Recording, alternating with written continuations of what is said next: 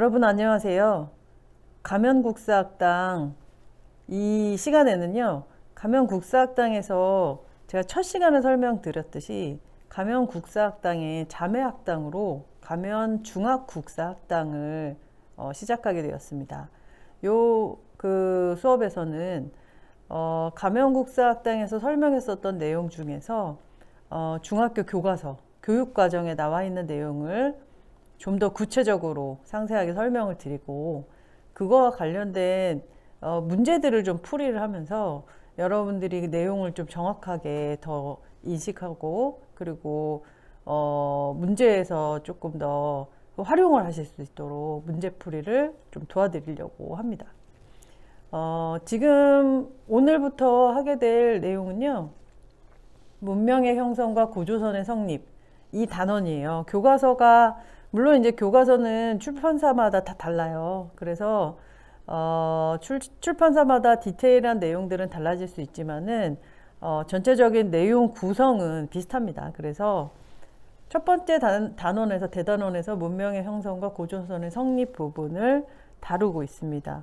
이번 시간에는 역사의 의미 그리고 인류의 발전, 즉 이 단원에서 첫 번째 내용을 좀 설명을 드리려고 합니다. 문명의 형성과 고조선의 성립에서 첫 번째로 다루고 있는 건요. 역사의 의미와 역사 교육의 유용성이에요. 제가 수업 시간에 첫 시간에 또 했던 내용이네요. 그죠? 자, 그러면 내용을 제가 설명을 드릴 때 제가 했던 내용은 좀 빠르게 진행을 하고 그리고 제가 다루지 않았거나 아니면은 국사학당에서 설명을 드렸는데 좀 부족하다든지 약간 여러분들의 교육과정에 맞게 설명을 좀 더 해드려야 될 부분이 있으면 설명을 좀 구체적으로 해드리는 식으로 진행을 할 예정이에요. 자, 역과 사. 우리 이제 알죠? 역은 사실로서의 역사. 그리고 사는 기록으로서의 역사. 사실로서의 역사와 기록으로서의 역사의 큰 차이는 뭐예요? 하나는 객관적으로 변하지 않는다는 것. 그리고 하나는 변한다는 거죠. 왜냐하면 사람이 들어가면 사람은 생각하는 게 다 다르기 때문에 그렇습니다. 대표적인 역사가들이 있고요. E.H. 카 같은 경우에는 객관과 주관을 둘 다 중하게 생각을 했지만 과거와 현재와의 대화라고 하는 의견 안에서 그 현재라는 것이 변화되기 때문에 시기가 변하고 그 바라보는 시각이 변하기 때문에 주관에 가깝다 이렇게 보시면 되겠습니다. 역사가의 역사 서술 단계라고 해서 이게 이제 추가된 부분이에요. 역사가는 역사를 연구하고 서술을 합니다. 그러면 연구해서 서술을 하고 그걸 통해서 사람들이 역사를 다시 인식하게 만드는데 뭔가 학문을 연구할 때 일단 자료를 막 모아요. 그 자료를 확인해요. 진짜인지 아닌지. 그리고 내용이 신빙성이 있는지 없는지. 그리고 난 다음에 신빙성이 있는 자료면 그걸 가지고 연구를 하겠죠. 그리고 결론을 냅니다. 똑같아요. 그래서 사료를 수집해요. 사료라는 것은 역사적인 자료를 뜻합니다. 역사적인 자료니까 우리가 역사 서술을 할 때 필요한 어떤 자료들이겠죠. 그래서 1차 사료, 2차 사료. 1차 사료들은 정말 그때 당시에 만들어낸 어떤 그때 당시에 그 생산된 그래서 유물이랄지 유적이랄지 뭐 그런 것들이 있을 수 있고요. 2차 사료는 그때 당시에 어떤 유물이나 유적 또는 뭐 그때 바로 그때 생산된 기록물들 이런 것들을 보면서 다시 한번 가공된 그런 것들이라고 생각하시면 돼요. 어쨌든 1차 사료나 2차 사료 이 모두 우리가 지금으로 봤을 때는 우리의 역사 연구에 도움이 되는 사료라고 볼 수 있습니다. 자, 그 다음에 이제 사료를 수집해서 아까 말씀드렸듯이 진짜인지 아닌지 확인하는 과정. 그게 바로 사료 비판 과정이에요. 자료를 수집하고 비판하고 그리고 역사가가 그것을 가지고 해석하고 서술하는 이 모든 과정이 바로 역사가의 역사 서술 단계입니다. 이것을 왜 교과서에서 설명을 하느냐. 이런 과정을 거쳐서 역사가 만들어지는데 이 만들어진 역사를 연구하는 과정을 우리가 이제 알면 그걸 통해서 우리가 역사가 이런 식으로 객관적인 어떤 자료를 모아서 뭔가 추측을 통해서 그 연구가 이루어지는구나, 이런 연구의 과정도 이해를 할 수 있고요. 아, 이걸 통해서 제가 이제 또 첫 시간에 말씀드렸던 뭐 통찰력이랄지 이해력, 사고력 이런 것들을 높이는데 도움이 되는구나, 이런 것들을 또 간접적으로 이해할 수 있는 거죠. 자, 다음으로 가겠습니다. 역사적인 그 교육에, 우리 역사 교육의 유용성, 역사 교육이 왜 필요하느냐, 이것도 제가 수업에 설명드렸었던 것 같아요. 그죠? 그래서 역사 교육은 일단 역사를 배운다, 그리고 역사로서 배운다. 어쨌든 역사를 배우는 것 때문에 일어나는 일들, 과거 사실에 대해서 많이 알게 되는 것, 그리고 역사적인 인물의 사건을 통해서 뭘 얻는다? 교훈을 얻는다는 것. 그리고 역사 학습을 통해서 과거를 통해서 현재를 바르게 이해하고 미래를 대비한다. 그리고 이 내용이 나의 민족적인 정체성을 확립하는 데 도움이 된다. 이거 다 제가 설명드렸던 내용이에요. 자, 그 다음에 역사적 사고력, 여러 가지 것들이 있어요. 유추하고 뭐 평가하고 뭐 그런 것들. 그리고 비판적인 사고력, 비판력이 신장된다. 그래서 역사의 내면에 담긴 의미를 파악하면서 비판하고 분석하고 통찰하고 상상하고 창의적으로 생각하고 뭐 이런 모든 것들이 역사를 통해서 이루어질 수 있다. 제가 말씀을 드렸었습니다. 이런 내용이 교과서에도 있네요. 그죠? 자, 그렇다면은 일단 역사에 대해서는 알아봤고요. 이제 진짜로 우리의 역사를 조금 이제 들여다보도록 하겠습니다. 인류의 출현과 선사문화의 발전. 제가 선사시대부터 수업을 시작했어요. 그래서 인류의 출현에 대해서는 책에 나와 있는 이 내용을 좀 추가로 설명을 드려야 될 것 같아요. 인류는 일단 390만 년 전에 최초의 인류, 두 발로 서서 걷는, 그리고 그걸 통해서 손이 자유로워졌기 때문에 도구를 쓰게 된 최초의 인류, 오스트랄로피테쿠스가 이제 출현을 하게 돼요. 자, 그래서 이렇게 그 오스트랄로피테쿠스가 출현한 다음에 그 바로 인간이 되느냐? 그렇진 않아요. 굉장히 오랜 시간 동안 뭔가 진화, 변화 이런 것들을 거치게 되거든요. 여러분이 아마 봤을 거예요. 이 오스트랄로피테쿠스부터 이렇게 사람이 이렇게 점점점 이렇게 직립을 하게 되는 사진을 여러분들이 본 적이 있을 것 같아요. 교과서에도 나옵니다. 그런 과정인데요. 여기 보면은 그 사이에 180만 년 전에 완벽한 직립보행을 이제 하게 되고, 그 전에는 그렇지는 않았다는 거죠. 약간 꾸부정했다는 거죠. 그리고 불과 언어를 사용하고, 그리고 우리나라에서는 검은모로 동굴 유적지에서 이런 흔적이 나타난다. 이게 바로 호모 에렉투스입니다. 불과 언어를 사용했다는 것에서 우리가 이제 조금 약간 여러분들이 옛날 사람 하면은 막 우가우가 거렸을 것 같고 막 말도 안 했을 것 같고, 그렇지 않아요.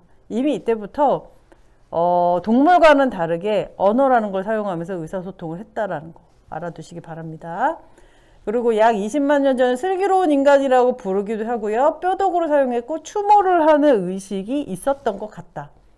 그리고 그런 의식이 있었던 것에 어떤 증거 유적지로서 역포에서 발굴된 역포아이, 뭐 화석, 그리고 인류의 우리 직계 조상이라고 부를 수 있는 그런 사람으로서 누구를 이야기하냐면 호모 사피엔스를 얘기합니다.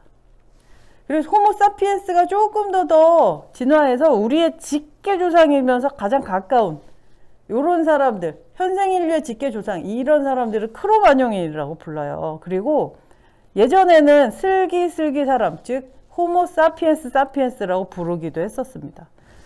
자, 그래서 최후의 빙하기를 견디면서 세계 과학지로 뻗어나가서 인류의 직계 조상이 되었다.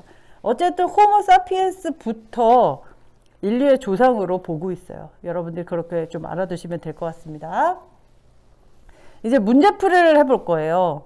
그러니까 내용을 정리하고 그 교과서의 내용에 맞는 문제를 풀면서, 제가 이제 문제를 뭐 쭉 많이 해가지고 은행식으로 막 푸는 것은 아니고요. 문제를 그 해당하는 내용에 매칭을 시켜서 풀면서 여러분들이 이런 식으로 문제를 풀다 보면, 아, 내가 이 역사를 제대로 좀 이해하고 있구나 이런 것들을 알 수 있게끔 그렇게 해드릴 예정이고요. 문제를 어떤 식으로 푸는 게 조금 더 정확한지, 그러니까 편리하고 뭔가 꼼수를 말씀을 드리는 게 아니라 어떻게 하는 것이 더 정확한지 이런 것들을 좀 설명을 드리고 싶습니다. 자, 그럼 문제를 하나 볼게요. 다음 보기의 내용 중 기록으로서의 역사에 해당하는 문장을 모두 고른 것은, 자, 여기서 우리가 역사는요 이래요. 알면 맞고 모르면 틀립니다. 이건 제가 너무나도 자주 강조할 거예요. 알면 맞고 모르면 틀린다. 그렇기 때문에 이건 아닌 것 같은데 이건 아닌 것 같은데 이러다 보면은 왜 세 개는 아닌 거 확실히 아닌 것 같아서 엑셀을 쳤는데 두 개가 헷갈린다 뭐 이런 경우가 많거든요. 그건 왜 그러냐면 정확하게 알지 못해서 그래요. 근데 반대로 정확하게 알면 그거밖에 답이 없어요. 그렇기 때문에 역사는 특히나 굉장히 쉬운 그런 문제풀이를 하는데 특히 굉장히 쉬운 그런 과목이 될 수 있습니다. 알면 맞고 모르면 틀리는 거예요. 자, 기록으로서의 역사. 기록으로서의 역사 하면은 반대는 뭐예요? 사실로서의 역사죠. 객관. 얘는 주관. 그러면 주관이라는 건 인간의 뭐가 들어가는 거예요? 감정이나 평가가 들어가는 거예요.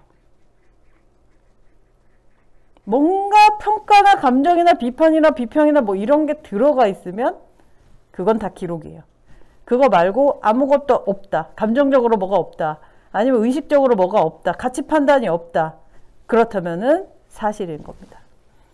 자, 신라 신문왕 국학을 설치하고 유학을 교육했다. 여기에 뭔가 감정이나 이런 게 들어가 있나요? 평가가 들어있나요? 없죠.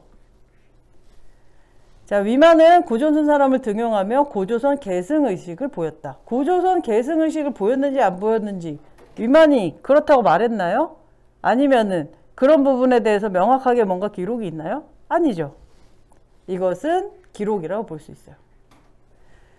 자, 고구려 장수왕은 427년 국내성에서 평양성으로 수도를 옮겼다. 여기에 뭔가 어떤 가치 판단이 있나요? 없죠. 자, 이 두 개가 사실, 그리고 석굴암 완벽한 수학적 비례와 불상 조각의 아름다움이 뛰어나서 세계적인 걸작으로 평가받는다. 여기서 완벽한 수학적 비례가 있다는 것, 이것은 이제 수치화된 것이니까 뭐 어느 정도 객관성을 확보했다고 치더라도 불상 조각이 아름답다라는 것과 세계적인 걸작이라는 것, 이것은 인간의 주관이죠. 어떤 사람은 석굴암 별론데 이렇게 생각할 수 있어요. 자, 여기에 고조선 계승의식 나는 아닌데 이렇게 생각할 수 있다는 거죠. 그렇기 때문에 이것도 역시나 기록. 즉 이제 주관이란 뜻이에요. 둘 다 주관. 자, 이것이 사실이고 이것이 기록에 해당한다. 주관에 해당한다 라고 했을 때 정답은 니은과 릴 5번이 되겠습니다. 자, 여러분들이 여기서 알아둬야 될 것은요. 사실과 기록, 객관과 주관, 이 차이를 명확하게 구분하는 것이에요. 아까 말씀드렸듯이 사실은 아무것도 가감하지 않고 있고 주관에서는 인간의 무엇인가 의지가 들어가 있다. 그것만 기억하면 이것은 헷갈릴 문제가 아니라고 생각합니다. 자, 그럼 다음 문제 가겠습니다. 아래 제시문은 역사가의 역사소설 단계를 정리한 것이다. 빈칸에 들어갈 말로 적절한 것은. 자, 여기 보세요. 사료 수집 그리고 역사가의 해석 사이에 무엇이 있느냐. 앞서서 내용 정리에서 말씀드렸지만은 일단 자료를 모으고 진위 여부를 확인하고 그리고 그걸 가지고 사용하고 기록하는 거죠. 그러면 여기에 들어가는 것은 진위 여부를 확인하는 거죠. 진위 여부를 확인하는 것. 유물을 수집하는 단계는 첫 번째 단계네요. 역사를 답사하는 것도 유물 수집을 하는 과정에서 일어나는 것이에요. 그렇기 때문에 사료가 맞는지 안 맞는지 비판하는 이 두 개. 그리고 역사가가 해석을 하고 난 다음에 그 다음엔 어떻게 합니까? 그 다음에 이제 그 보고서를 쓰거나 기록을 해야 되겠죠. 답사는 그 수집하는 단계에서 일어난다고 했죠. 그렇기 때문에 2번이 정답이 되겠습니다. 이것을 통해서 여러분들이 이 순서, 당연한 순서이기 때문에 뭔가 모아놓고 확인하고 분석하여 그 결론을 내리고 기록을 한다. 이런 것들은 여러분들이 막 외우려고 하지 않아도 당연하다고 판단하고 그렇게 갈 수 있을 것 같습니다. 자, 그럼 다음 문제로 가겠습니다. 다음 제시문에서 설명하고 있는 것은 무엇인지 고르시오. 식물학자 린네가 처음 분류했다.